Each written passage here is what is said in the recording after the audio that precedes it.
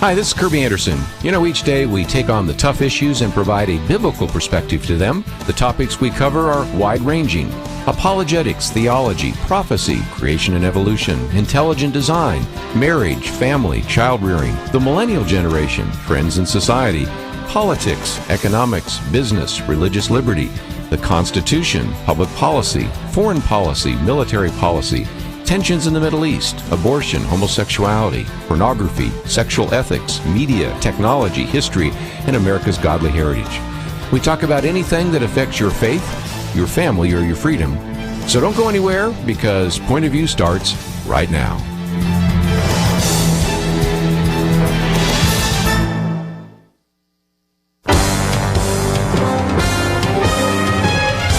Across America, live. This is Point of View.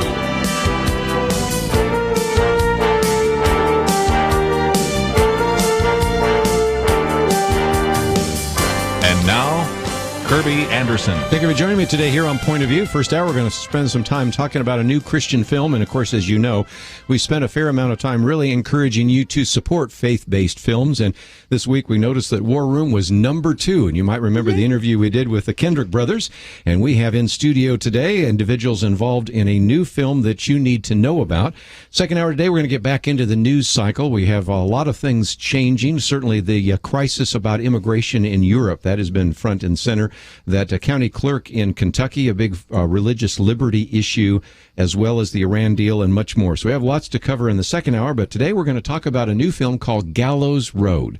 And if you have not seen this or heard about it, let me do our best in the next hour here to talk about it and just the incredible explosion of these faith-based films, some from Hollywood, others through independent producers. And I think you're going to really want to get into this one because it relates to even some of the conversation we had yesterday about some of the issues of race and racism, racial reconciliation, forgiveness. That really is kind of the title of the film, Gallows Road, God Forgives, Will You? I have in studio a couple of individuals. First of all, we have Mary Jean Bentley, 25 years of experience in the entertainment industry as a film producer, actress, songwriter, singer, and much, much more. Also the founder and CEO of Little Faith Pictures. And of course, we're talking today about Gallows Road. You actually play Carrie Knight, and you do it very well. So thank you for being in studio with us. Thank you. We also have with us Howard Porter. He's the executive producer of Gallows Road. He's an investor, also plays the fire chief in Gallows Road. Yep, the fire chief. And also he and his family's ranch is the Walsh Ranch, and we have information about that on the website. We'll get into that in just a few minutes as well. So first of all, as we always do, we have information about both of our guests. We have the trailer for Gallows Road. Now, you have an assignment from me immediately. I want you to watch the trailer. At the end, then I want you to hit that share button. Put it on your Facebook page. If you have a blog, put it there. Send it to some people. Say, hey, have you heard about this new film? I just heard an interview with Mary Jean and Howard. And so that's a way that you can get the word out. And certainly a lot of you will probably want to get copies of it, but that's something else that we've encouraged you to do.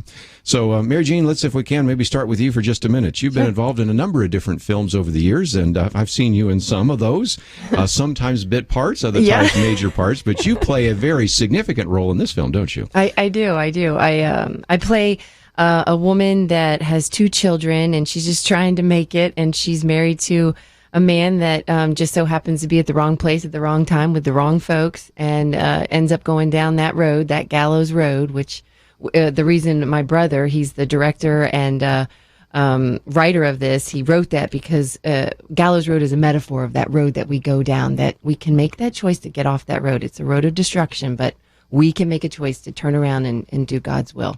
Yeah, Bill McAdams wrote this, 17 years ago? 17 years ago. Tell the backstory on that. That is fascinating because I knew pieces of it, but just before we went on the air, you filled me in a little more, and that was interesting to me, and I'm sure it will be to our listeners. Yes, he actually was on an apple box, and for those of you that don't understand filmmaking, an apple box is basically just a little wooden box that the grips use to stand to reach high places, and he was sitting there, and he was watching Matt Damon because he was standing in for Matt Damon.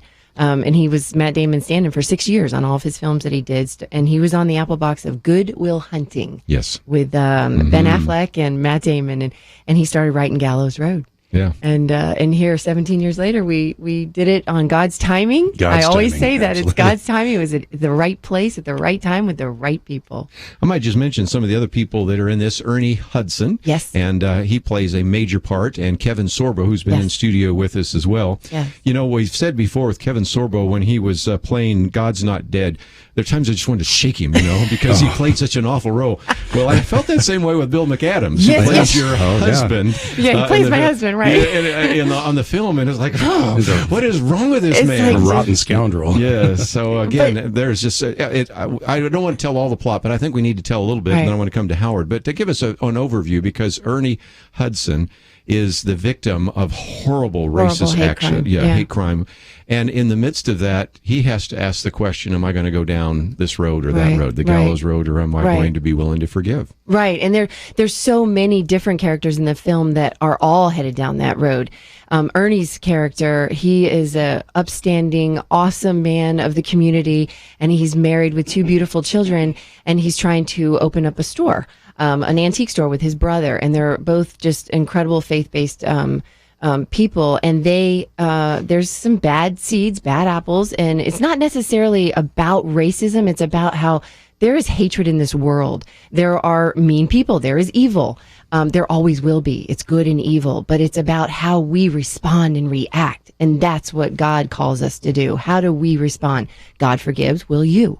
So he ends up losing his family, his entire family, in a fire that was set purposely by these 2 gentlemen in the film. I shouldn't call them gentlemen. They're not gentlemen, right, Howard?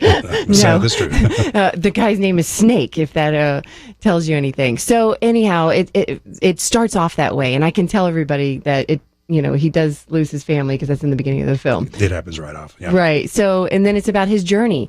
Well, my husband just so happens to be hanging out with these 2 characters, and he ends up seeing all this unfold, and he didn't realize it. He was just going out to hang out, have a few beers, and then look what happens. He ends up at the wrong place at the wrong time. So his entire journey is about trying to get back on the good road, and he's going down that road because of self-pity. He's drinking, and it unfolds into our whole family.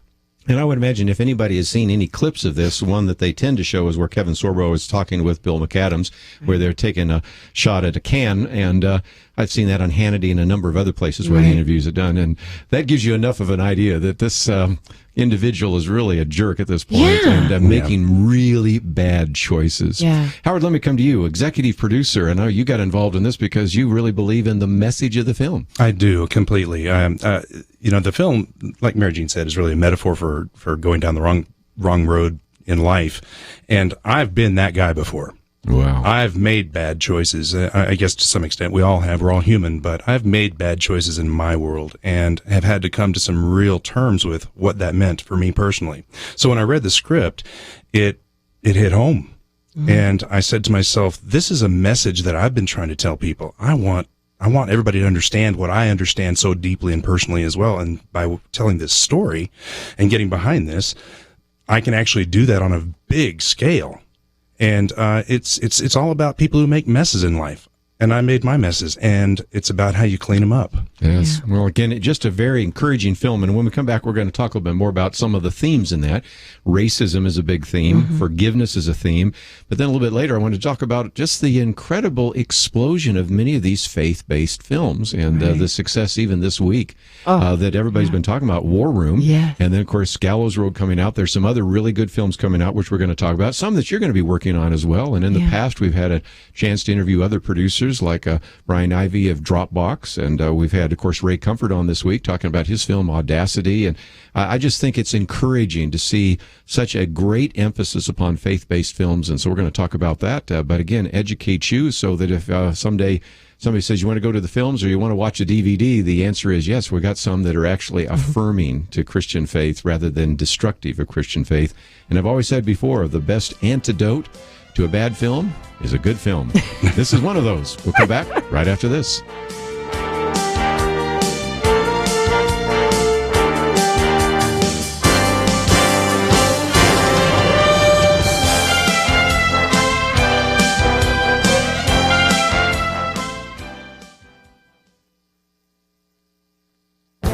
This is Viewpoints with Kerby Anderson.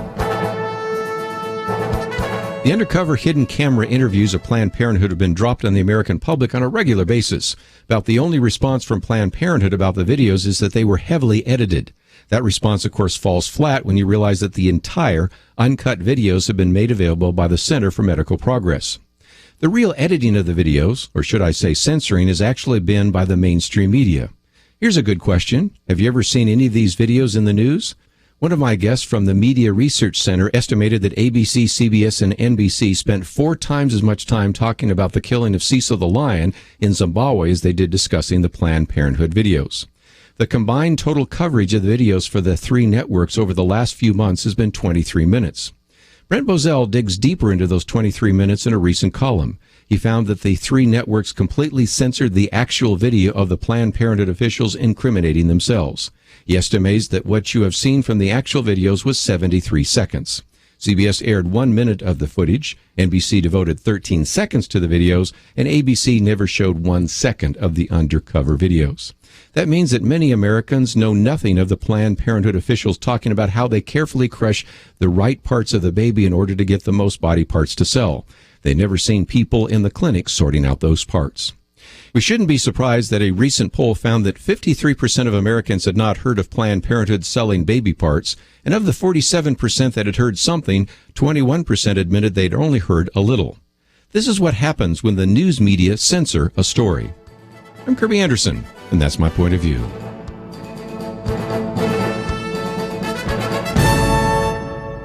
Prayer is a powerful weapon. From Provident Films and Affirm Films comes War Room, now playing rated PG. More information at warroomthemovie.com.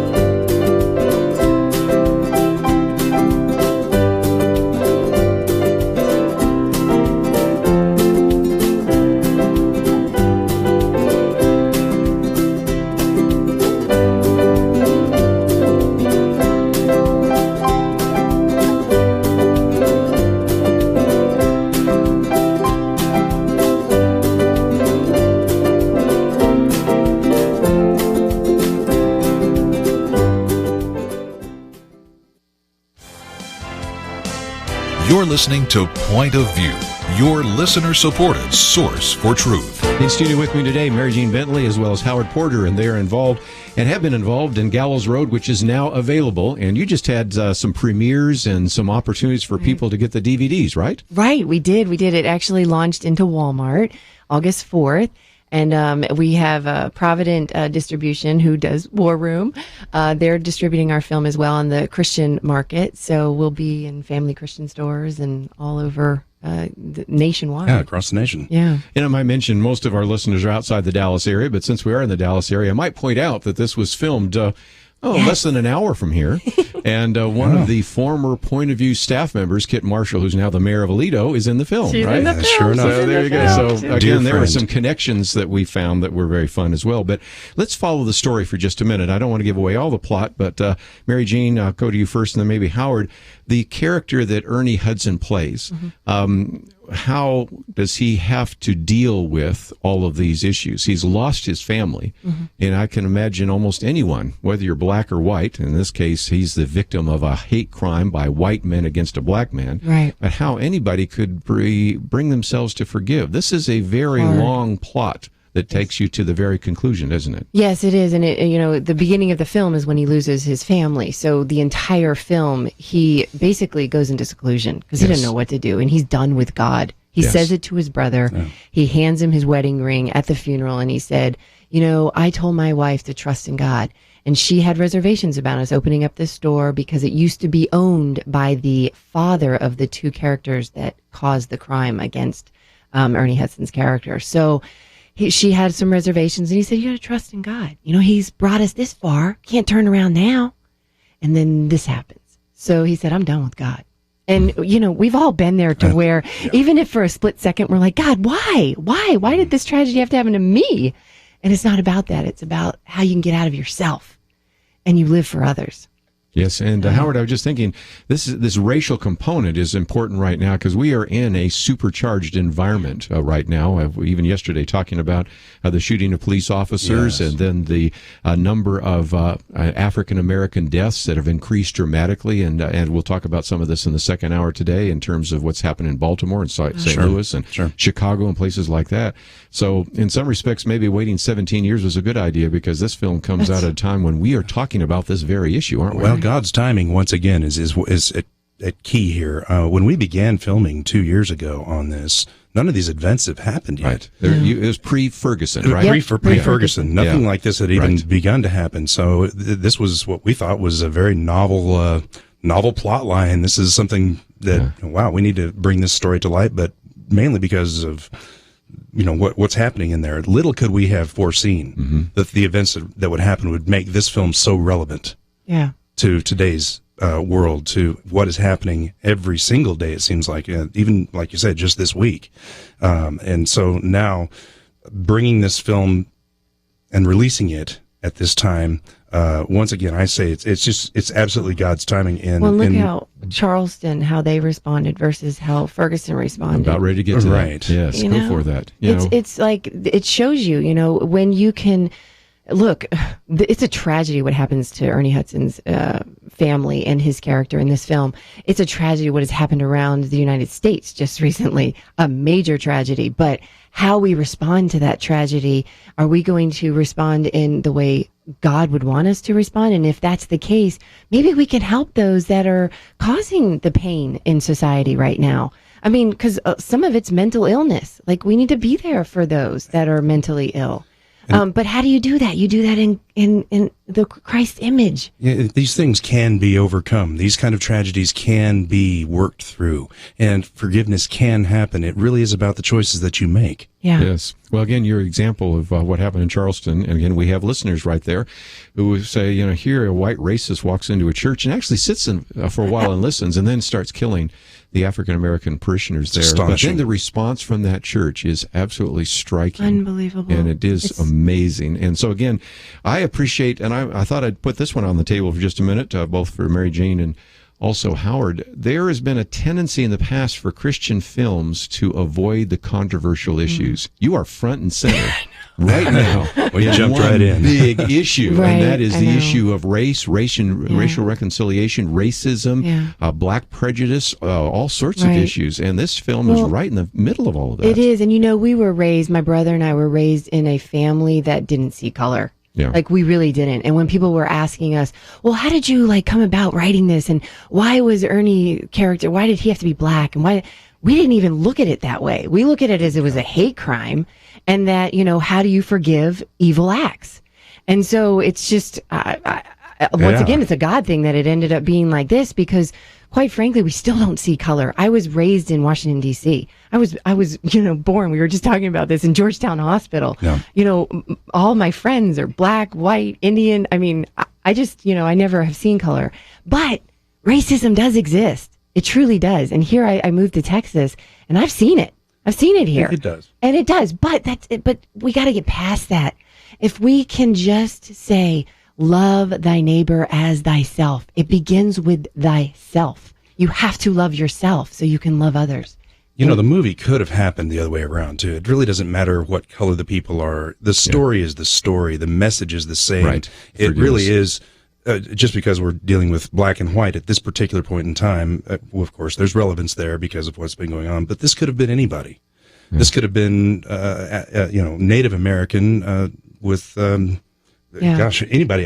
You pick your color, in other words, and it really doesn't matter. The story is the story, and the message is the message, regardless of who it happens to or who it happens with. Yeah. And we've been talking about the character that Ernie Hudson plays. Of course, Kevin Sorbo's in it as well. But let me get to Bill McAdams, because that's something else. A lot of Christian films, one plot line, fairly predictable plot, one-dimensional characters. And this is not one of those, because in the midst of all of this, then the character that Bill McAdams plays he goes off the deep end. He begins drinking, and he begins to not treat you nicely as the wife and all the rest. And so that's another kind of trajectory in the film, isn't it? It is. And he's that typical guy that decides to wallow in his own pity and drink his way.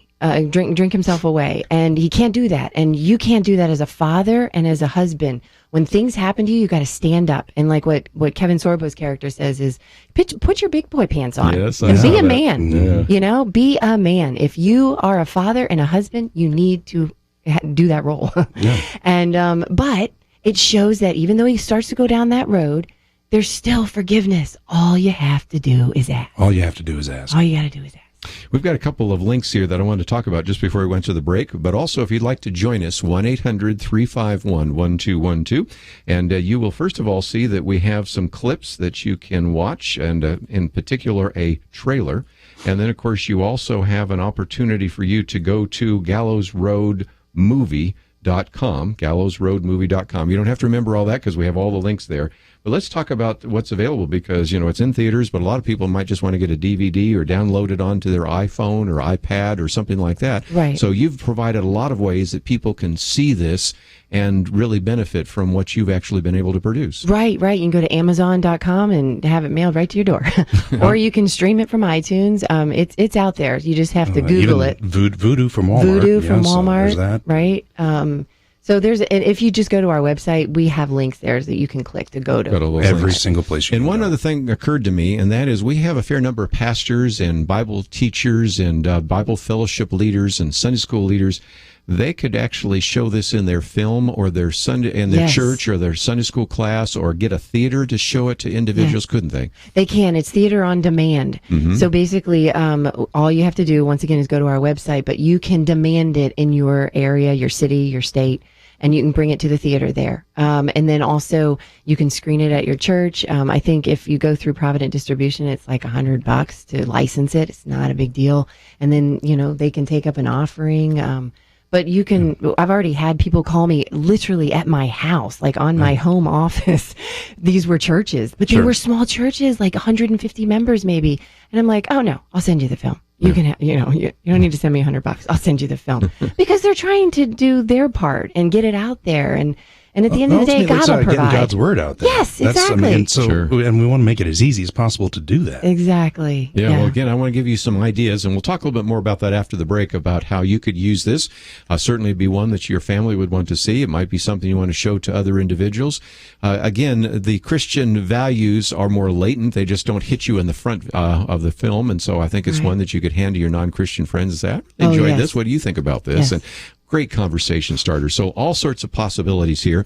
But let's take a break. I suspect some of you, since we've already been talking about issues like race and racial reconciliation and forgiveness, perhaps you'd like to join the conversation. That number is 1-800-351-1212. If not, sit back because we have more to say about the future of faith-based films and all sorts of other things that we're learning in the process. But let's take a break. You can visit our website, pointofview.net, find out more about Gallows Road and the film. All that coming up right after this.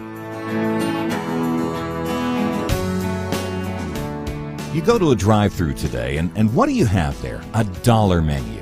And what do you get for that dollar? Well, in most cases, probably better not to think about it too much. But I want to encourage you, think about adding something to your dollar menu. Point of View Radio. Now, what I mean is this program doesn't have major corporate sponsorship, and we certainly don't have access, nor would we want it, to taxpayer money like PBS. Here are two ways that you can partner with us. Give $1 a day, or underwrite your very own minute of the program. How cool would that be? We figured it out. It costs about $65 for every minute that we're on the air. So for $65, you can bring the world a minute of Point of View. Pick your favorite minute each month, and you can call that one yours. The biggest thing, do something today. $1 a day, $30, or minute a month, $65. Give online. Hit the partner button at pointofview.net. Call 1-800-227-1444 or write Point of View, Box 30, Dallas, Texas 75221. Point of View will continue after this.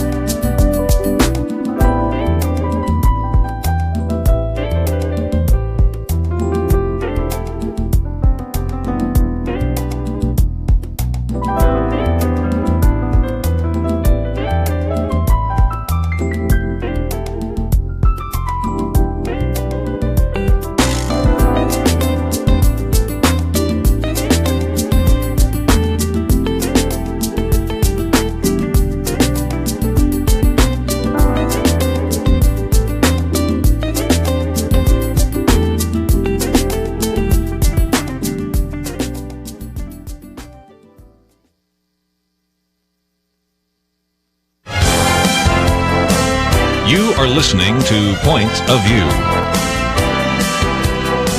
The opinions expressed on Point of View do not necessarily reflect the views of the management or staff of this station. And now, here again is Kerby Anderson. If you'd like to join our conversation, 1-800-351-1212.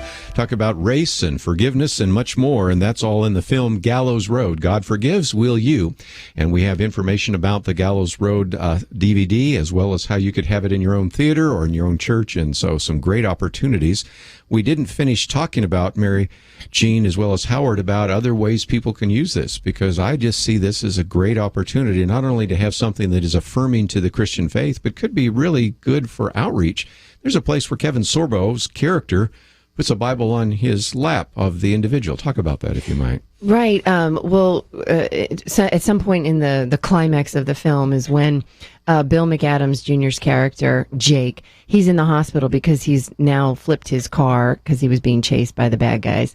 And he's in there and he's really reflecting because he went down that Gallows Road and he started drinking and drinking and drinking to the point where he was passing out at the back pew of the church.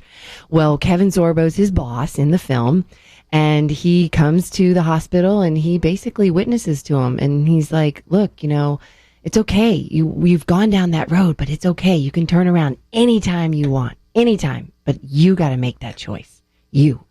And he puts that Bible on his lap and he says, you know how you get it? And Bill's character says, no, how? And he says, you just ask. It's just very powerful. So again, just could be a very good evangelistic opportunity, don't you think, Howard? I would agree. Further, he also says, the gallows is that metaphor once again, and you get that rope around your neck, and you know how you get it there? You put it there yourself. Yeah. Powerful. Put it there yourself. And that it's all about that choice once again. Yeah. And all you got to do, the starting point is to ask. Yes. Let's, if we can, maybe for a few minutes talk about the future of faith-based films, because we have certainly seen that sometimes Hollywood gets it, and sometimes they don't. And I know I saw an interview recently where Kevin Sorbo was on with Sean Hannity, and he's saying, well, there's examples where Hollywood didn't get it. Noah and Exodus sort of fit into that category. Right. They say, we need to do religious films, but they didn't do them quite right. But then there are other times when they sort of get it, or if they don't, the Kendricks brothers or you guys or somebody else are producing them and understanding that. But what is the kind of the future for these faith-based films? I don't know what the future is, but I am hoping and praying that there's a huge future for it, because it's storytelling, and it's storytelling about real life.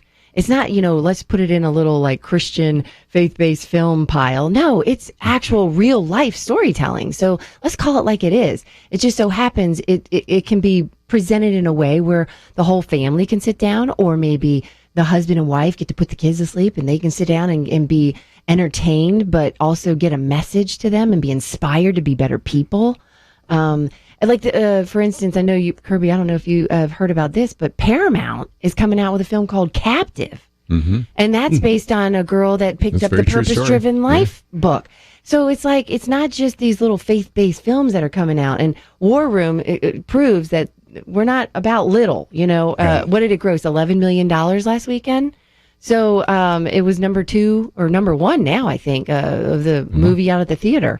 And that's the Kendricks brothers. So, I think that there's a real future for this if we can, if you guys, you listeners, can keep supporting us filmmakers. Yeah.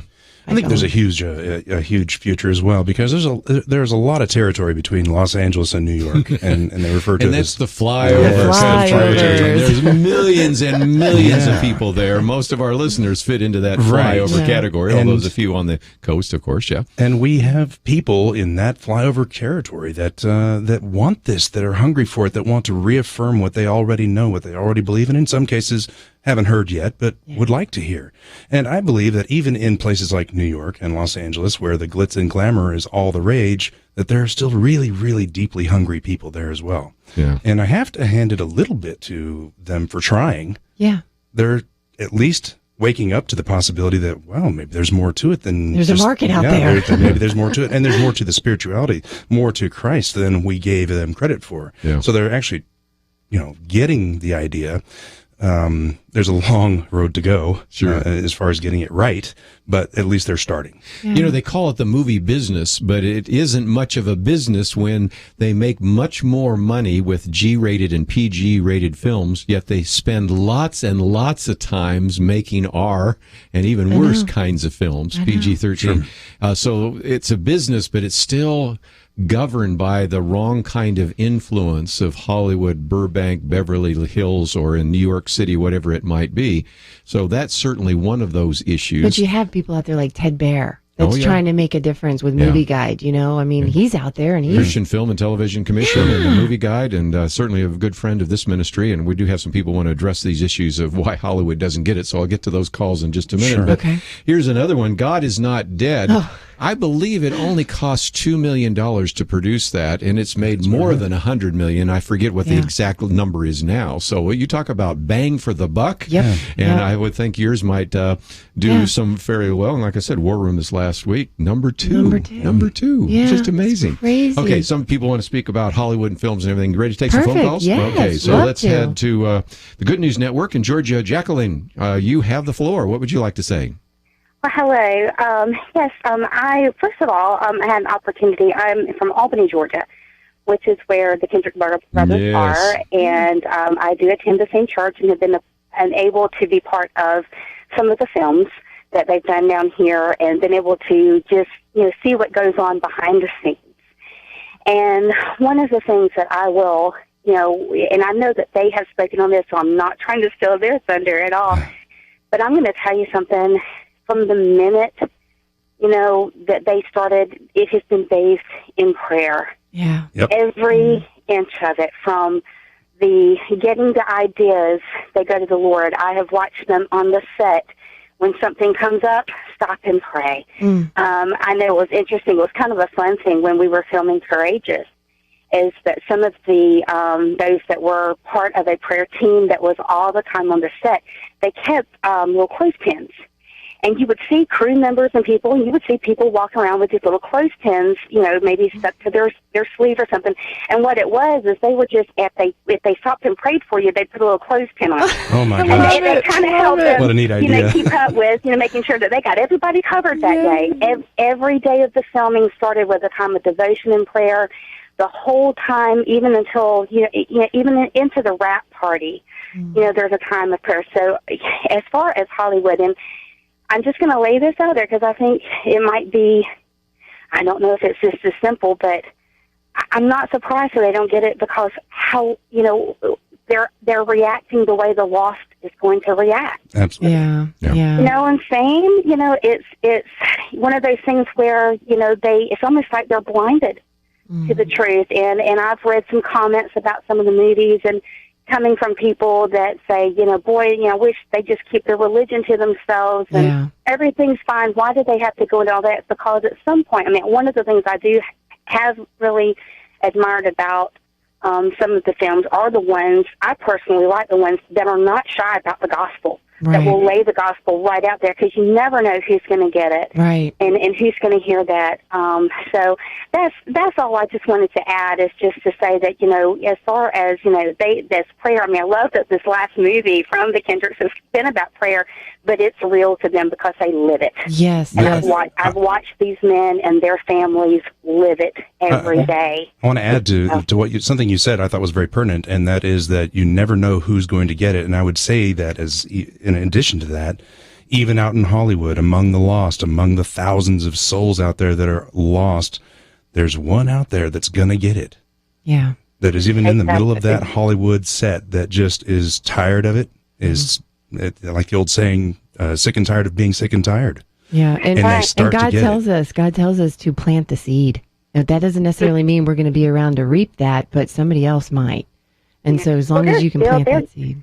They continue to get emails from people who are just now for the first time seeing Fireproof and things that they're still, God is still using that to reach people and to save marriages. Even we laugh about Flywheel being the one that they cut their teeth on. Hey, that's a good film. That's a good film. It's an incredible story, and people are still saying, "Hey, I've shown this to my business. I'm a head of a business, and I've made my employees watch this movie." And it's just incredible how God can take these movies and use them as a film. I have a teenager, and of course, he really got on the bandwagon with God Is Not Dead, and wanted to share that with his friends. And that was such a unique opportunity and tool for someone like him who's just, still growing, young in his faith, but he was able to use a film that, some of these kids probably wouldn't even go to church with him. Yeah, and it's scary what's going on right now in schools. Well, we need to take a break, and otherwise I'd keep Jacqueline on because she's got some good things to say, but I did not know that about the Kendricks brothers and the clips. I love it. I'm stealing that idea. I do. Courageous, fireproof, facing the giants, of course, now a war room, but let's not get back to the basic one that we're talking about, Gallows Road. And so we're going to take a break. When we come back, I do want to hear a little bit more about kind of the future of films, but also some that you're thinking about, because that would be great to give people a little bit of a preview of coming attractions. We'll do that right after this.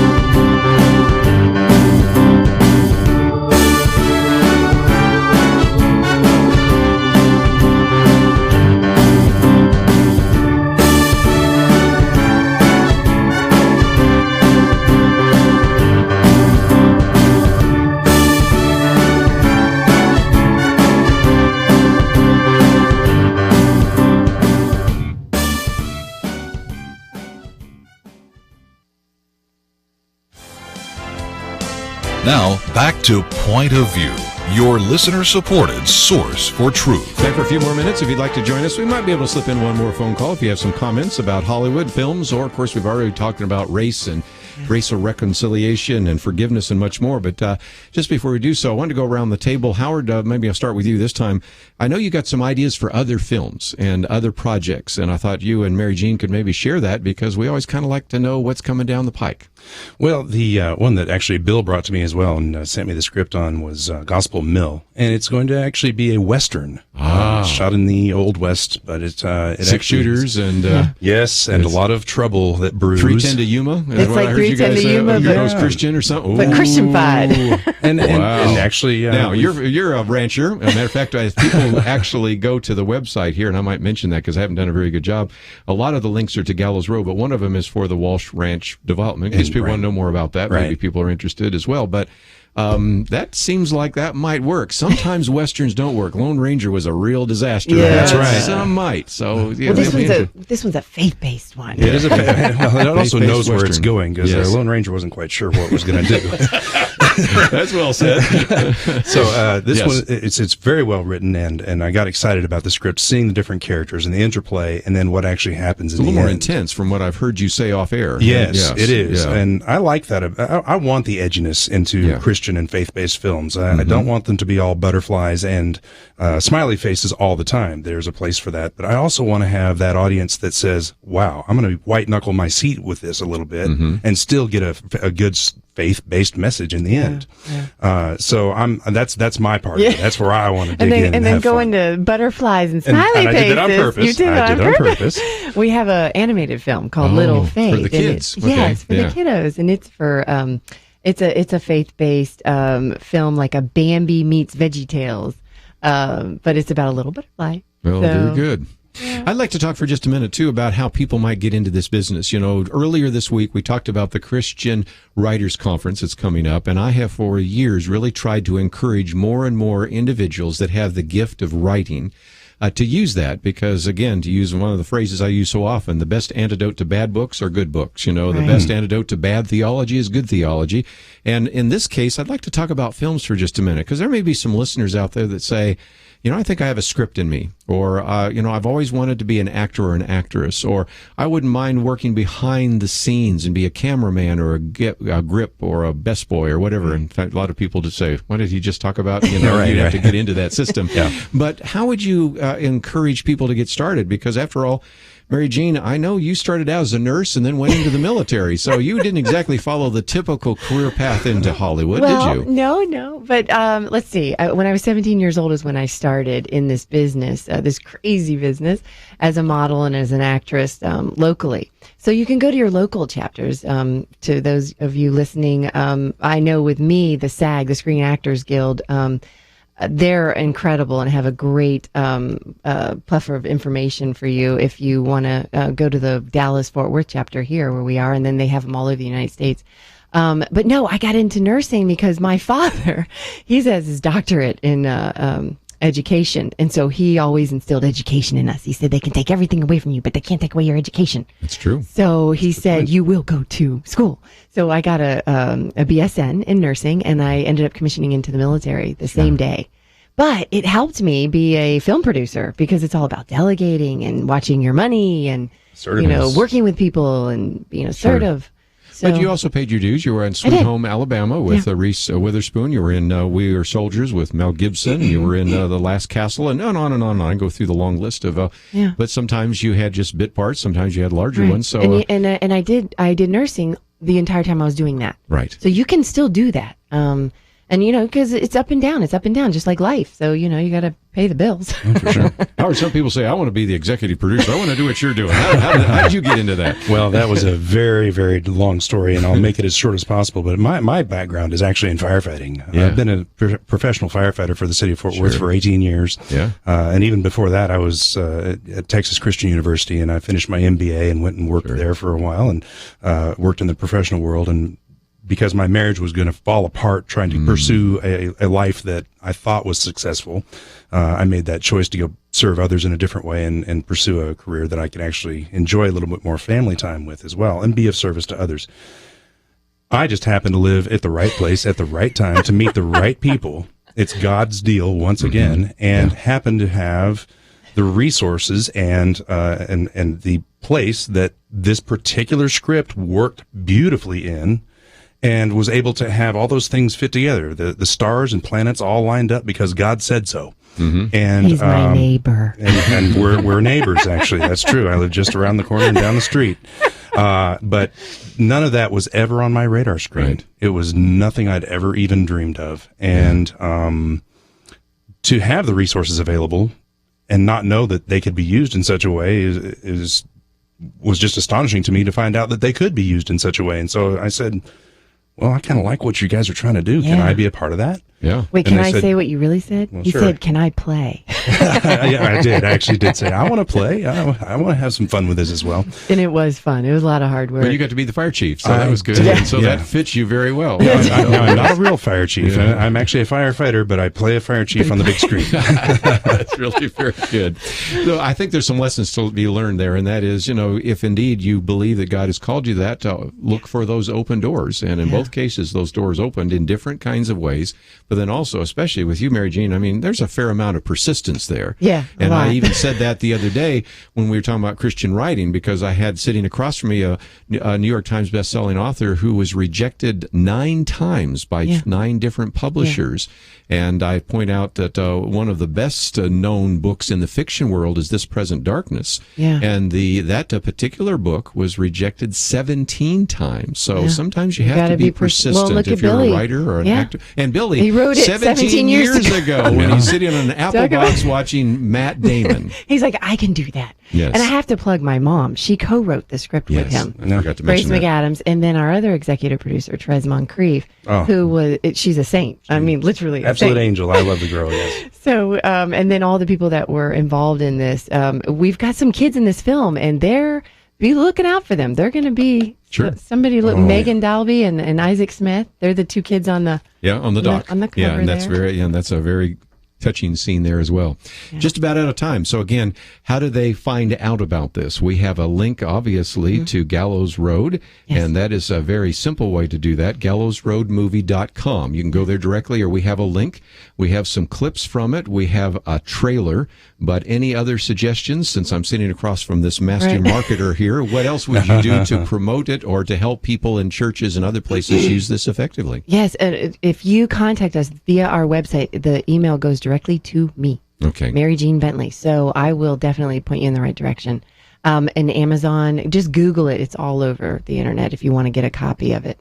And then if you want to show it at your church, just please contact us through the website. Well, this has been a lot of fun. You'd like to do this again sometime? Awesome. I would. But I also just want to say a big shout out, thank you to Ernie Hudson and Kevin Sorbo for signing on to this project. Yes. They live in the belly of the beast out there, and they are actually some of the best and just most fantastically talented people I've ever known and ever had the pleasure of working with. And a huge shout out. Thank you to both of those gentlemen. They're awesome. They did a lot of press for us, and we really appreciate it. I'm grateful that both of them, given the fact that they had some notoriety from some other films, have gone through all the way through the film and not mentioned once the previous films that they're best known for. Yeah. Because I want to get to know them for some of the Christian films that they've done. So and God's Not Dead 2. Ernie's going to be in. Yeah. He's going to be in God's Not Dead 2. There you go. So another film coming out here. Yeah.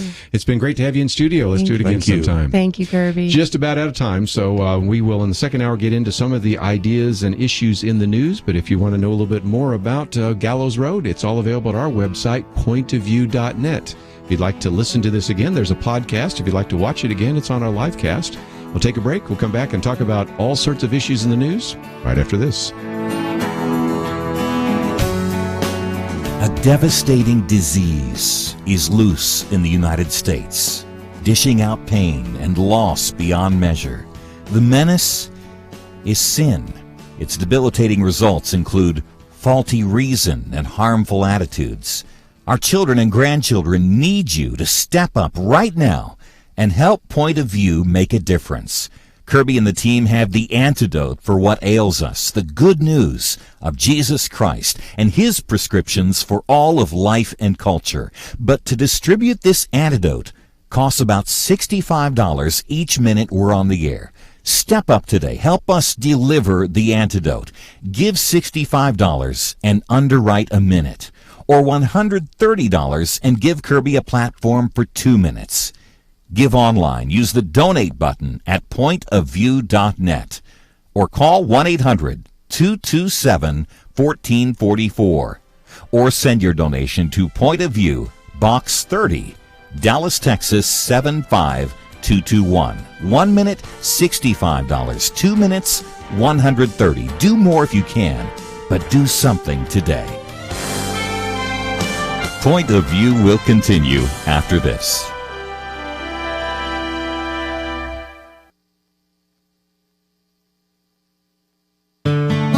I just thank God for y'all. I listen to you every day, truly. I wanted to thank y'all for everything you do each day to inform Christian families and our community about the things we can do, and just the way you're so informative. I listen to you daily and love you guys and appreciate you so much.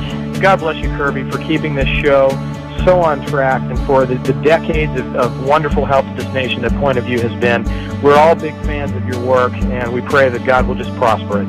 As a Christian, over the years that I've followed this program, I am constantly challenged to be on guard and to evaluate what's going on. And if for no other reason, to protect the caliber and the truth of your programming, I need to participate and to back your program financially to ensure that the truth stays out there for people to hear, to view, and to be a part of.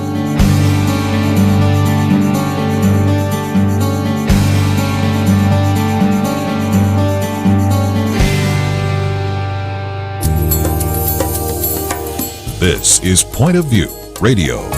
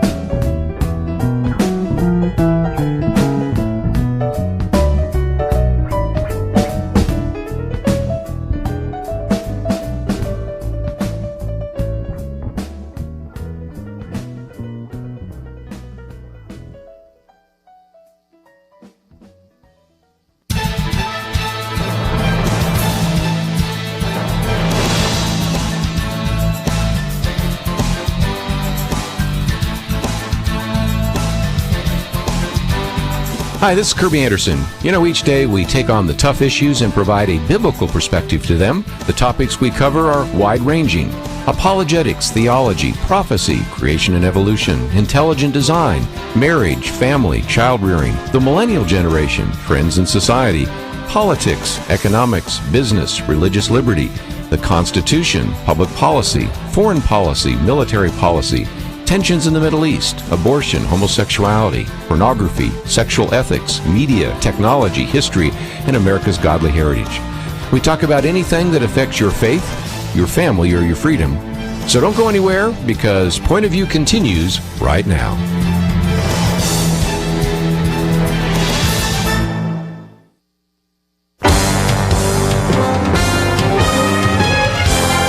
Across America, live. This is Point of View.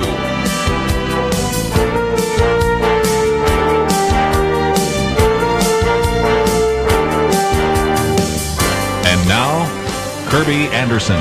Second hour today, we're going to spend some time getting back into the news. We try from time to time to have some positive interviews, and certainly this week we've talked about such things as Christian films and Christian writing, but let's get into the news because there are some things that we certainly need to address. One of those, of course, that is becoming front page news relates to Europe, but I think we can learn some very important lessons here in the United States, and that is the incredible migration crisis taking place in Europe right now.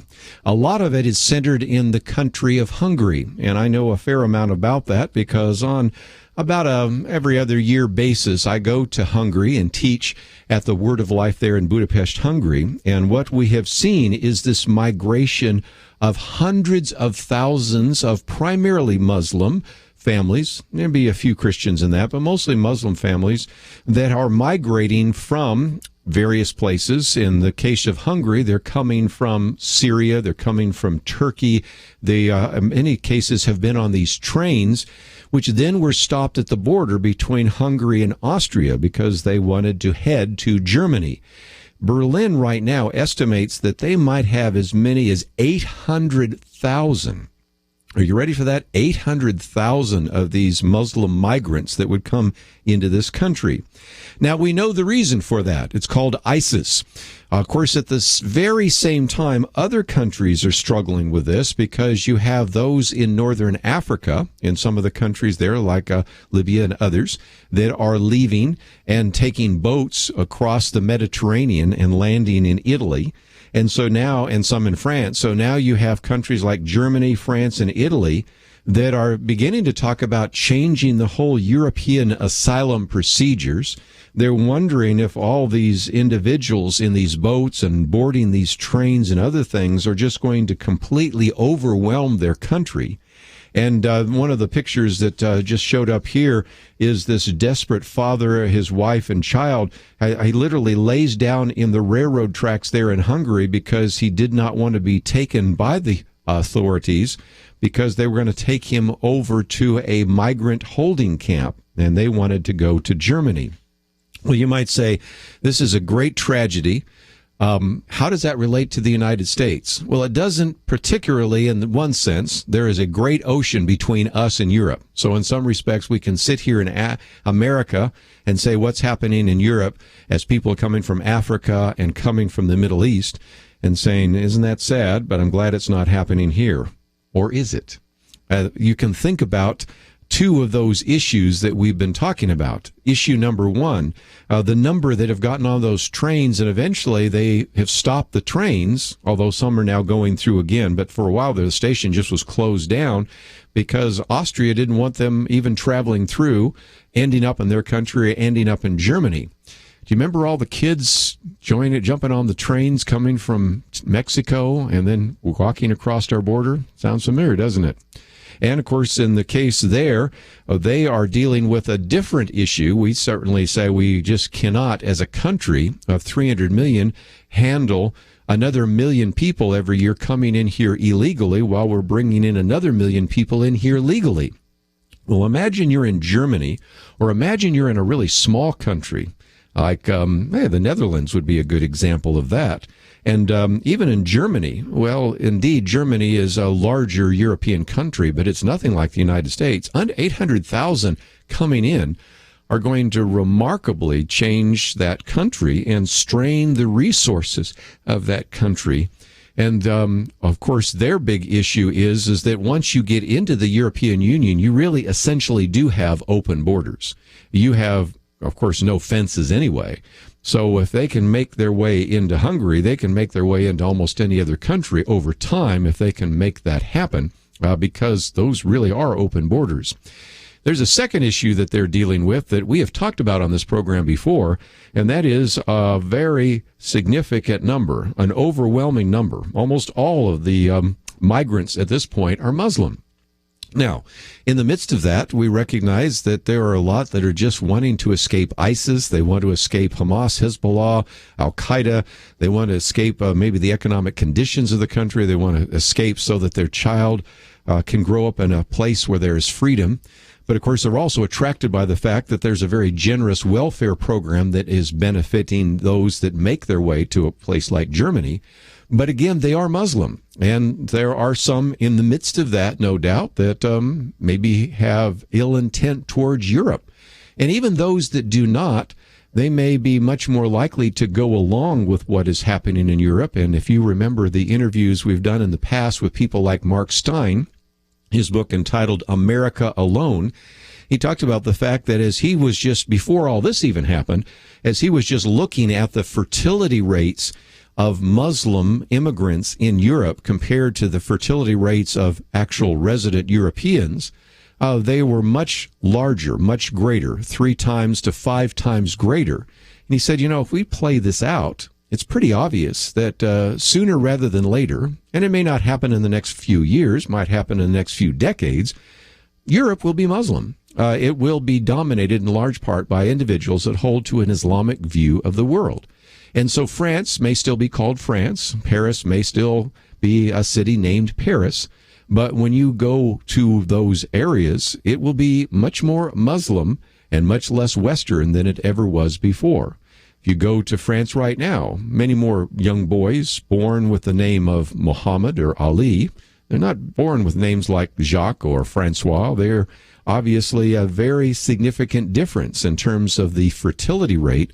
And more importantly, although not all Muslims hold to this, certainly those who have some power and want to implement Sharia law, there are places where there are what you might call no-go areas in France where the police don't go, where essentially almost a de facto Sharia law as a second legal status exists in some of those places, in the Netherlands, in France, and in the UK. Of course, you're going to see some of this in Germany, and I think we come back to one of the comments by former Prime Minister Angela Merkel in Germany, and that is multiculturalism hasn't worked out so well. Because the idea is we would certainly welcome people from other countries, but we would hope that they would assimilate. And, of course, America is the classic illustration of a melting pot country where people come from different countries, different languages, but eventually they learn English, and eventually they may still keep their Polish surname or their Irish surname or their Italian surname, but they really are pretty much Americans. Not happening so much in places like Germany, where you have a really kind of different, almost apartheid-like schism, a balkanization, if you will, in which you have places that are Muslim in the midst of Germany that aren't even really German and don't have an appreciation or a understanding or a heritage of the German culture and language. So this migration crisis in Europe is front and center, one of the lead stories today. But at the same time, maybe there's some lessons we can learn, and especially as we see a presidential campaign right now, we see that, as we'll talk about after the break, those individuals that believe we need to address this issue of immigration are doing rather well in the polls. So we'll take a break. When we come back, I want to get into a couple of other issues and maybe even pick up a few of the things we talked about yesterday.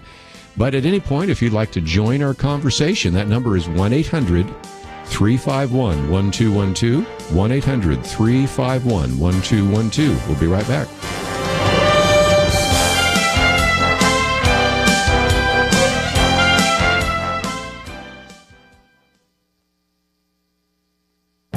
This is Viewpoints with Kerby Anderson.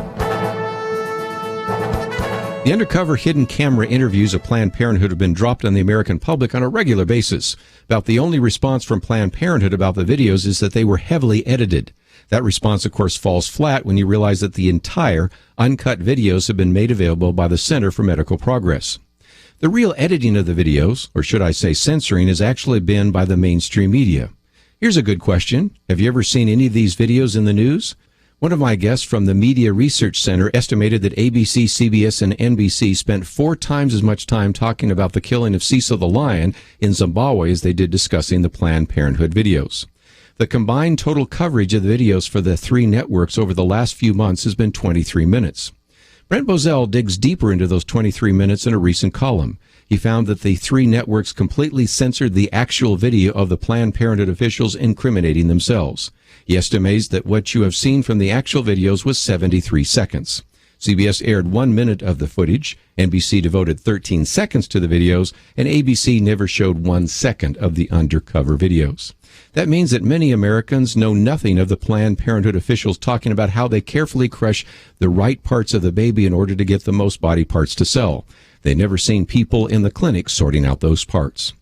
We shouldn't be surprised that a recent poll found that 53% of Americans had not heard of Planned Parenthood selling baby parts, and of the 47% that had heard something, 21% admitted they'd only heard a little. This is what happens when the news media censor a story. I'm Kerby Anderson, and that's my point of view.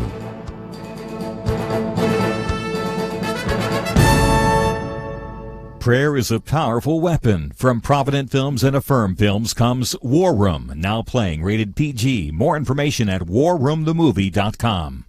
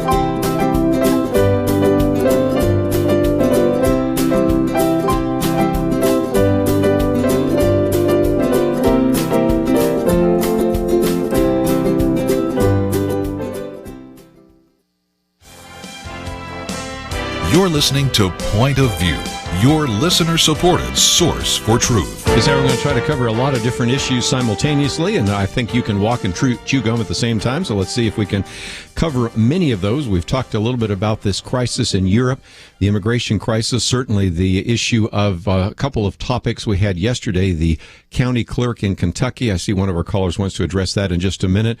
Also, interestingly enough, some of the fallout from what happened with many of these shootings of African Americans, whether you look at Ferguson, Missouri, whether you look at Baltimore, Maryland.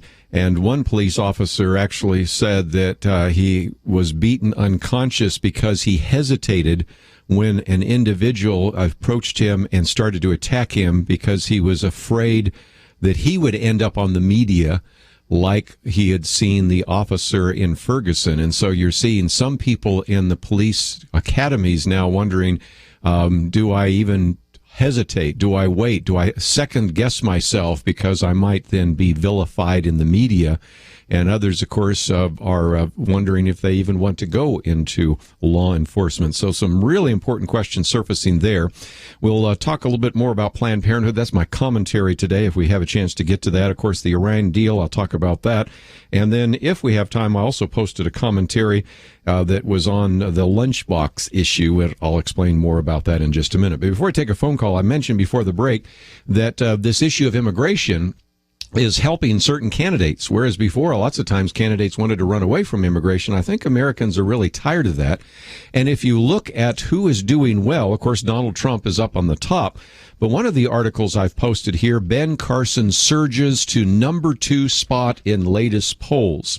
Now, he said some about that, but it is just, again, in just a kind of hard to imagine. I've had the privilege of being with Ben Carson. We've had a chance to interview him a couple of times, think the world of him, very articulate, intelligent individual, but I just didn't know if he had a chance to be the nominee because of his lack of political experience and also just his lack of fundraising. Although now that he's shot to the number 2 spot, more money has begun to come into his campaign. He added about $6 million to his war chest, which again is fairly small, but it is certainly assured that he is not going to be a struggling campaign during the fall. So you got Donald Trump first, Ben Carson second, Marco Rubio third, and then kind of fourth and fifth together, Jeb Bush and Ted Cruz. Then sixth now, Carly Fiorina, who had not been in the major debate, but in the afternoon debate, no doubt will now be in that debate with Scott Walker. And then, of course, the only other questions left are what happens for 8, 9, and 10. John Kasich, Mike Huckabee, but it almost looks like right now Rand Paul and Chris Christie are tied. Would they have 11 or would they eliminate them? So we'll have to see how that plays itself out. But you can see that the top 6 candidates, 3 of the top 6 candidates have zero political experience. Zero political experience. If you add to that a first-term senator, Ted Cruz, then you end up with 4 out of the 6 that have not been in Washington very long. If you then add Jeb Bush and Scott Walker and say they've been governors in other states, you really do begin to see that there is a definite bias, part of Republicans at least so far, against the so-called Washington establishment. But let's take some phone calls along the way. I put one of the issues on the table here is this migration crisis that is affecting Hungary, Austria, and Europe, but also affecting France and Italy for those coming from Africa. So let's head out to Georgia first and talk to Maureen. Thank you for calling today. Thank you very much for taking my call. I think as Catholics, we should take the lead and open the Vatican to the immigration of people who are being killed by sarin gas and are drowning. I think it'd be an excellent opportunity for us to show the world that immigration is of the afflicted and the immigration for the people who are being persecuted is something that we should take the lead, and that the city-state or the state of the Vatican could open their doors and allow some of those people to come in, and maybe the rest of the world would follow suit.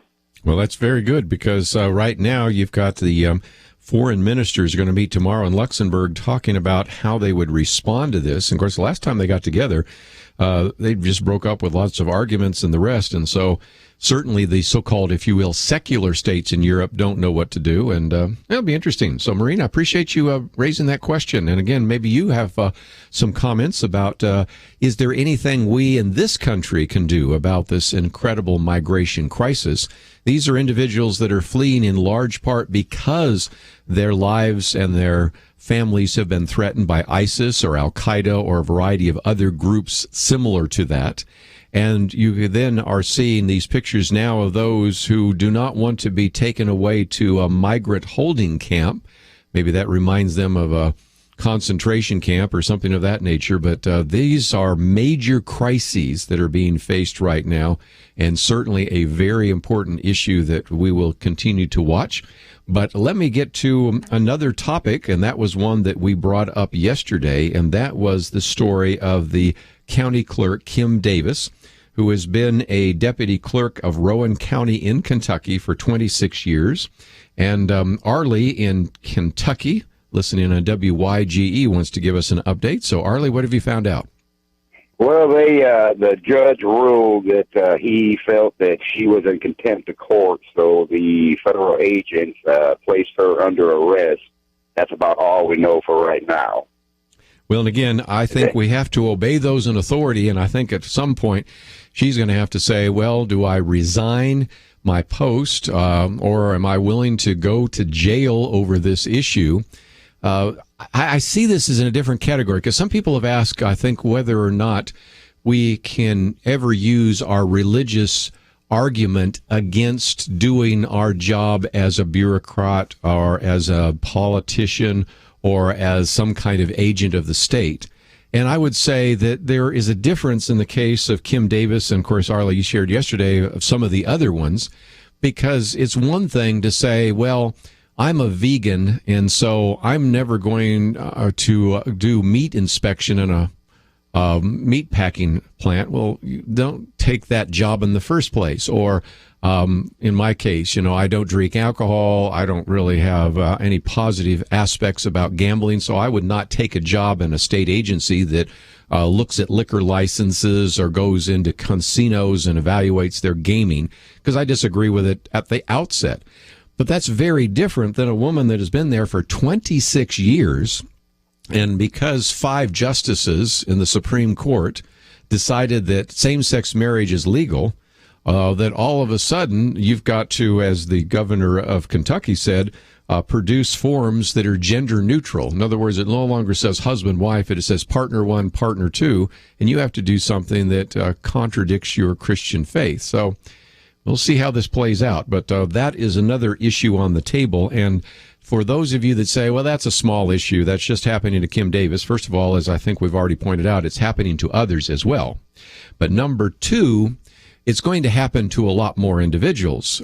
One of the questions that Terry Jeffries asked yesterday in his commentary, and I'm going to ask of Kelly Shackelford tomorrow in our weekend edition, is it even possible to be a Christian and be a county clerk in the United States? But more importantly, is it even possible to be a Christian and to be a doctor? Because you can see where this is going.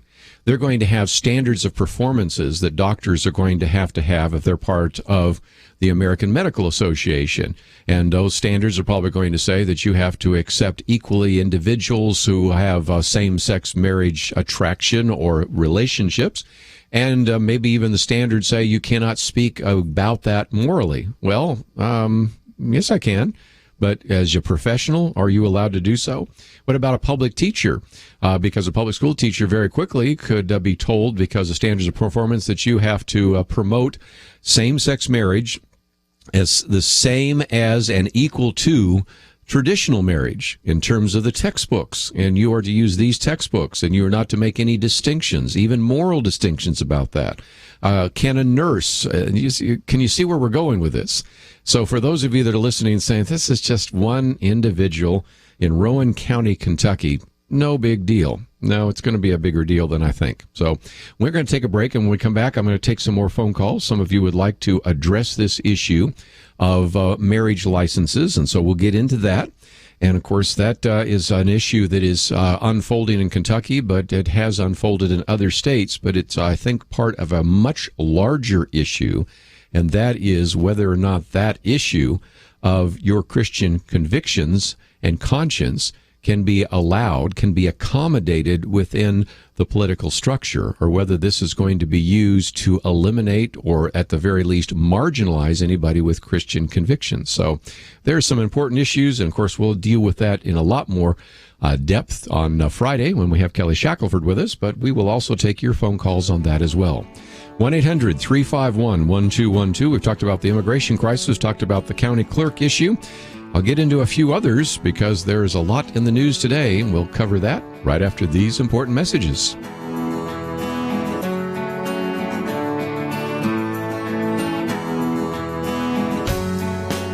You know, America's fast becoming a nation of perpetual children. One aspect of childhood is a relative lack of responsibility. Mom and dad are there to care for you, put food on the table, pay for clothes, your medical needs. Increasingly, people rely on government for these things, and throughout history, you'll find many regimes more than willing to play the role of daddy.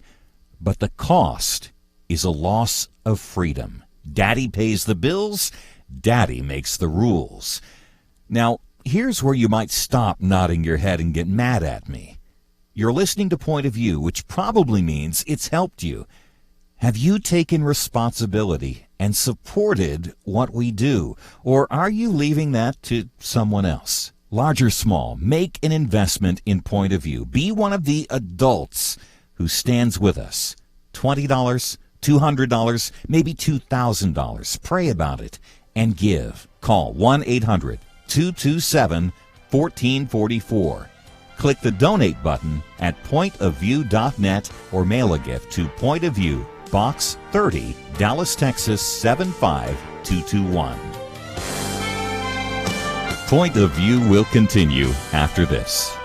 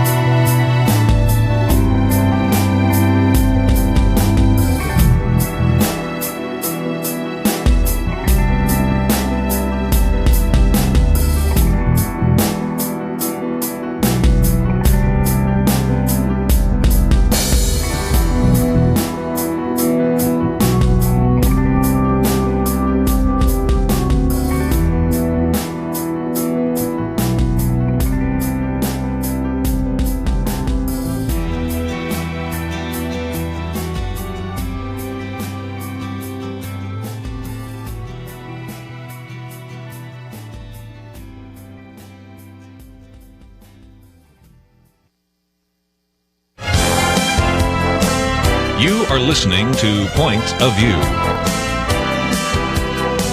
The opinions expressed on Point of View do not necessarily reflect the views of the management or staff of this station. And now, here again is Kerby Anderson. Final half hour, if you'd like to join us, 1-800-351-1212. We've talked about the immigration crisis there in Europe, talking about the county clerk in Kentucky, and I see a lot of you want to address that issue. But let me just mention on our website a couple of other things. My commentary today is entitled Censoring Planned Parenthood Videos, and it's something that comes from our friends at the Media Research Center, and Brent Bozell in particular pointed out, as we had in one of our other interviews, that if you look at the amount of time given to these Planned Parenthood videos, only 23 minutes was devoted during this entire episode. This has been going on for months. And the networks basically completely censored the actual video, because he went back and looked at the coverage, which is only 23 minutes long, which sounds like a lot, but when you talk about 3 networks over 3 months, you go, well, that's not much at all. But when you really get down to it, the actual videos were only shown for 73 seconds. Interestingly enough, 1 minute of that actually appeared on CBS, 13 seconds on NBC, and ABC never showed it at all. So that's my coverage of that today. And that is something you might want to use in your Facebook page. And the friends at another organization as well, the Media Research Center's cultural group, Katie Yoder pointed out that actually the network spent more time on pandas in 3 weeks than on the Planned Parenthood videos in 7 weeks. The anchors referred to pandas before birth as babies, but never used the word baby to describe any of the babies being torn apart. They called the death of one of the panda twins sad. That's never been said about any of the chopped up babies. And frankly, the networks have not covered the Planned Parenthood videos, are you ready, since July 31st. These have been dropping on a regular basis, and so that's going to be in an upcoming commentary, but just a great illustration of the censorship that takes place. And I've also mentioned just in passing, but again, love to get some of your comments, Ben Carson surges to number 2 spot in the latest polls. Did any of you predict that Ben Carson would be doing that well? I don't think any of us predicted that Donald Trump would be doing that well. I don't think any of us predicted that Ben Carson would be doing that well. So that's another question for the group of individuals that have joined us on air. So let's go to Illinois first. And Barbara, thank you for joining our conversation today. Thank you. Thank you. What would you like to share with us? It was about the clerks and the people who don't want to Sure. Do gay weddings and stuff like that. I was thinking, this might be God's way of letting us know who we can pray for, because if she gives out marriage license to those people, she knows who to pray for. If they make wedding cakes for these people, they know who to pray for. And some of them might get saved, because otherwise they might not have anybody to pray for them. Sure. Yeah, I get the point, and I just want to keep moving because we have lots of calls. I would encourage, first of all, listeners to pray for Kim Davis, but also pray for those individuals that are convinced that they're going to be happy and they are going to do something that is right in their eyes when they go out and get a same-sex marriage license. So I appreciate your comment, and I want to pick up a few more callers real quickly because we've got lots to go through today in Ohio. WGGN. George, thank you for calling today. Correct me if I'm wrong. What is the law of the land? Is that the Constitution? I was thinking it was, but I'm beginning to wonder about that, aren't you? Yes, I am. So the law of the land is Constitution. Supreme Court should never, ever taken up this case. So what they did was illegal. Would you agree with that? I would. It was judicial overreach is probably a good way, or judicial tyranny would be another good way to say that. Okay, so when I defy the illegal law, they're going to throw me in jail, is what they do to Kim Davis. I pray for Kim Davis, that God gives her strength. I totally disagree with the judge and with the Supreme Court, and I don't understand how they can do this, and why the people have not revolted. And so another thing is, if the Supreme Court came down and said, we're going to take away gun rights, we don't believe the Second Amendment says what it says. So they take it away. What are people going to do then? Yeah, the question I've asked George, if you've listened to this program sometimes, George, is how much more is going to have to happen before, at the very least, we have pastors addressing it from the pulpit and Christians, saying, wait a minute, this is a bridge too far. This is a line in the dart that I am not going to obey. And I'm not looking for civil disobedience. I'm not looking for revolution, but I'm looking for people to stand up and say, wait a minute, you are going to hear from us, and it's going to happen at the next election. And we're going to make sure that any of you that are doing things that are not that are against the Constitution, which are against our faith, that we can vote, and we're going to vote you out of office. We're going to give you a pink slip and send you packing elsewhere. I just wonder how long it's going to take before we see some of those actions from various parts of our country. It has been working out well so far. We keep voting people in to say that, and they don't do it. Well, again, you got some great opportunities up there in Ohio, so I hope that you will do so because... yeah, I'm hoping to get rid of some. Yeah, and certainly Ohio is going to be one of those swing states because, and I'll before I take another call, let me just mention real quickly, we are being told that the Republican House and the Republican Senate, I'm going to focus on the Senate for the moment, the Senate can't do anything because we still have a Democratic president. Now, we were told that if, we had a majority of Republicans in this House, that would change things. Well, we got that. We got a majority of Republicans in the Senate. We got that. It's not changing anything. And a good example of that is what I just mentioned, Planned Parenthood. We actually were able to get a vote, but now we are moving very quickly to what is going to be the establishment of the budget for next year. And there's what is called budget reconciliation, and there will be an attempt to set the priorities. And you would think that the best time to defund Planned Parenthood, after all of these videos have come about, would be during this time. But the Senate Majority Leader, Mitch McConnell, said, we're not even going to fight that fight. Well, when are we going to fight that fight? I mean, you have a Republican majority in the Senate that I guarantee you want to defund Planned Parenthood. You have a Republican majority in the House, including a fair number of Democrats that also voted to defund Planned Parenthood that want to defend it. And now you're simply saying we won't do it because, after all, the president would veto it. Well, turn it around. I can remember some times when you had a Democratic House and Senate, but you had a Republican president, Ronald Reagan, and the Democrats would say, we're going to still push this through even if the president promises to veto it. And there was times when you had Democrats that controlled the Senate and even for a while the House under George W. Bush. And they didn't slow down, but we have that problem. And, of course, now the latest one, of course, is the Iran deal. We're being told that, well, now the president has gotten his requisite 34 votes. And those came from Senator Bob Casey, Democrat from Pennsylvania, and Senator Chris Coons, Democrat from Delaware. Well, still, I think I want to see an up or down vote. How many are, when it push comes to shove, are going to vote to affirm or reject this nuclear deal with Iran? But already you're starting to hear rumblings about, well, if the president vetoes it, we can't possibly override the veto. Well, still, let's get people on the record and find out on issues ranging from Planned Parenthood to the Iranian nuclear agreement. Where do they stand? But that's why I think we need new leadership. And George is right on target with his comments about that. Well, let's take Scott listening online in Missouri. Scott, you have the floor. What would you like to add to the conversation? Hey, Mr. Kerby, you sure put a lot on the floor today to talk about. I guess it did, but I think we can walk and chew gum at the same time. We can take 2 or 3 issues simultaneously. So which issue would you like to pick on? Oh, well, I'll pick on the Kim Davis thing, and I think there's a broader issue going on here that probably encompasses the Planned Parenthood thing as well.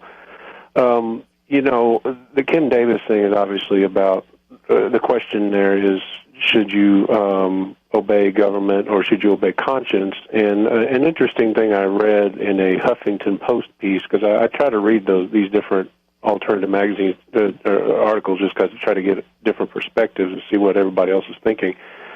This guy actually tried to use Romans 13 to justify why Kim Davis was wrong. But the fascinating part about the whole article was he talked about slavery in there. Well, and I don't agree with slavery, but wasn't slavery part of our culture in the past? And weren't we supposed to obey those leaders? And in other words, he was justifying prosecuting Kim Davis by the very same and then at the same time saying, well, I can change these laws if I feel like it, but you don't have the right to do it. In other words, they're using now that they have their power, they're going to use their power to suppress whatever minority or majority there might be who do not agree with them. Well said.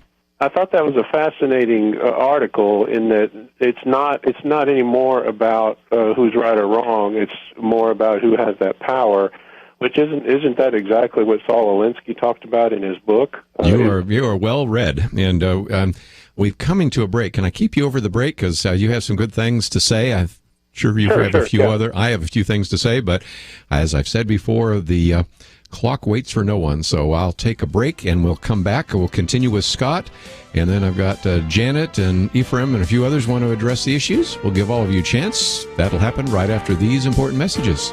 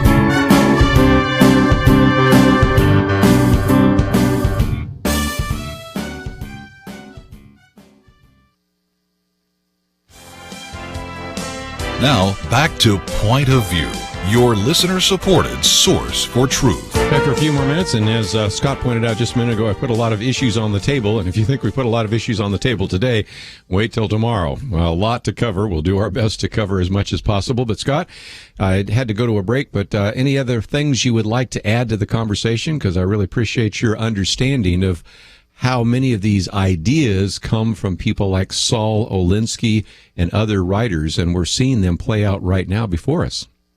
Well, and I think connecting it to Ben Carson, the reason why you were talking about Ben Carson, Donald Trump, and these guys, the reason why these guys are surging in popularity is because people this country was founded on a resistance toward oppression by rulers, and what's happening in Washington, both on the Democrat and the Republican side of the aisle, is basically they're aligning with a certain power structure, and there's an element of American society that say we're not going to take this. And the Tea Party was born out of that, and I think the popularity of Ben Carson and Trump and these guys is because of the Americans see that oppressiveness of that power base, and what happens as a result of all this. I'm not a prophet, but I find it interesting that we've got all these different things going on at the same time. We have this power struggle going on in Washington that's pretty much ignoring the American people. So in one way, they're all connected, I guess, and thanks for putting them on the table for us. Sure. Well, you mentioned Saul Alinsky and Ben Carson. I knew Ben Carson before I think he read Saul Alinsky, because he never mentioned it. And then I began to notice how he was using it almost in every one of his conversations. And if you look down that list, I mean, Ted Cruz and Ben Carson, they understand the Saul Alinsky mindset because they've read the book. They're very intelligent. And maybe Mike Huckabee and a few others. I'm not sure how many of the 17, but there's some that really get it. But it gets us back to, Scott, something I noticed a long time ago. And that is, if you're a liberal, progressive, or if you're a radical and you don't have power, you talk about pluralism, and we just have to have a lot of freedom for different kinds of viewpoints. But the moment that radicals, especially rules for radicals, of course, or other progressives get power, that idea of pluralization goes away. So, back in the 70s when they didn't have a lot of power, or even the 80s, they talk about, well, we just need to be open-minded. We need to allow different perspectives. But I noticed a little bit when Bill Clinton came into power, and I've noticed that a lot, of course, when Barack Obama's taken power, then all of a sudden, pluralism doesn't work anymore. You've got to toe the party line. And that's kind of what we're seeing right now, is those people in positions of power, and you and George both kind of address that, whether it's Supreme Court justices, whether it's bureaucrats, or whether it's politicians, they don't allow for differing points of view. There's only one point of view, and that's really not kind of the foundation of historic liberalism. But right now, I think whether it's the gay right activist or whether it's the progressive liberals, they are many times overplaying their hand, and I think that's why you see that Donald Trump, Ben Carson, Carly Fiorina are in the top 6, and then the other ones that are in the top 6 are Marco Rubio and Ted Cruz, relatively young senators, and some of the more establishment people, they're kind of sinking pretty fast. So, Scott, I appreciate your phone call. Go ahead. One last comment. Yeah, it's a book that you brought to my attention, The Fourth Turning. That it's sort of an 80 to 100 year struggle that seems to happen, and it obviously it looks to me like that struggle is occurring, just as it did at the time of World War II, at the Civil War, and it seems we're at a level now where that struggle is going to spill over into some kind of, not necessarily physical conflict, but obviously a political, economical conflict. Sure. At most. So I might mention The Fourth Turning. We were actually going to have our individual on today that was going to spend some time talking about that. That's Jerry Tuma. Turns out he's actually been on the 17th. It got pushed back. So we will talk about that book again, in case some people are saying, I've never heard of that book. But we'll probably get into that, especially when we talk about the stock market and some things, when Jerry Tuma joins us in studio on the 17th of September. So thanks for bringing that up again, too. Well, thanks for your time. Have a good day. I appreciate your call. Let's see if we can get a few more phone calls. I think it's Ephraim in Georgia. What would you like to add to the conversation? I wanted to talk about the clerk in Kentucky. I pray for the lady. To me, it seems very unfair that she is being prosecuted for her beliefs because she got into this position, as you said, 26 years ago, back when something like this was unheard of. Right. And because a small group of people decided that this is how it should go versus a large group of Americans who didn't even want it, now she's forced into a position where she's being prosecuted and about to lose her job, which is unfair. And I agree with you when you were saying that this was going to spill over into other professions. But when does it stop? Because I don't believe it's just going to end with, doctors and school teachers, because there's a few schools out here in Georgia that already are promoting same-sex marriage in the public school curriculum. I believe at one point that it's going to spill over into the churches, and basically they will pass a law that churches that don't agree with marrying same-sex marriages will be forced to either do that or face, charges, jail time, have to pay fines and stuff like that. When does this hunger that they have, this power to oppress everybody, stop? And like you said, when does the people stand up and say, no, this is enough? Yeah, and I think you answered your question. When does it stop? When a lot of the listeners to Point of View, if just the listeners to Point of View made a fuss, and, we have more than 1 million that listen in an average week, but if just that alone, you'd say, well, that's 1 million, there's 300 plus million. Well, yeah, but you can't. Look at the impact that less than 2% of the population have made in terms of the homosexual ideas and the gay agenda. I mean, I just think we have, and of course, as I've said before on this program, George Barna points out that you have 39 million self-professed born-again evangelical Christians that did not vote in the last election. What if they voted this time? Even if half of those individuals at least were registered to vote and voted. I mean, you change the course of this country pretty quickly if we wanted to get involved. Let me take a real quick question from Janet, WLPG. Janet, I think you want to know what it would take to replace some of our Republican leaders. Is that your question? Yes. What I really wanted to know is what it would take to replace Mitch McConnell as Speaker of the House, because obviously he doesn't follow through on, so many of the conservative ideas, and I think that, I believe that he knuckles under too easily. And wasn't it so right before the Republicans won the majority in the Senate that the Democrats had made it where it was just a simple majority vote? Yes. And now then Mitch McConnell takes over, and now he's not going to play by those same rules. He's letting the Democrats still, pipe in and do what they want to do. Yeah. What if you had a Senate majority leader like Ted Cruz, who had a philosophy like, say, Harry Reid? It'd be a really different United States Senate, and the possible conflicts between the Senate and President Obama would be much more interesting. That's not going to happen, but even if indeed there was a no confidence vote in the Senate and the other senator would step forward, it might be a John Cornyn or somebody like that. I'm not sure who it would be. But the bottom line is that's not happening, but it could if indeed in this next election we elect people that believe that we need to make some changes in the structure of our government and in the individuals that actually wield power in Washington, D.C. Wish we had more time, but we don't. Tomorrow is our weekend edition. I'm looking forward to that. It's been a while since I've had the round table with me, and so we will be spending some time looking at some of these religious liberty issues. We'll talk about, of course, the county clerk. We'll talk about a few of the other issues that I've put on the table today. One of those was, again, the banning of a superhero lunchbox. Just roll your eyes with some of that, but we'll get into all of that on Friday. You can visit our website, pointofview.net, find out more about Gallows Road, about my tour to Israel, and certainly all the articles related to our conversation today. I want to thank Andrew and Catherine and Chris for the help behind the scenes. We'll see you back here tomorrow in our weekend edition.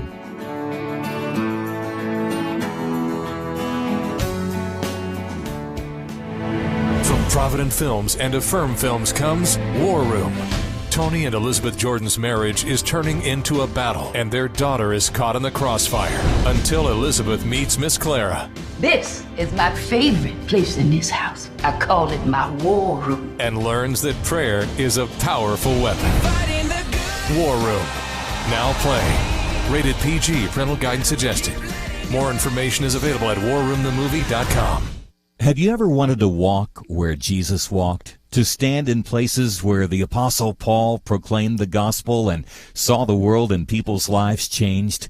In May of 2016, you can do just that on a 15-day tour of Israel and Greece with Point of View's very own Kerby Anderson. This is a once-in-a-lifetime opportunity to experience the Bible and history in places God chose to begin the spread of his message of grace. Join Kerby and Point of View for Journey to Jerusalem and Journeys of Paul. Learn more by clicking on the banner at pointofview.net. You've read the Bible. Here's a chance to live it.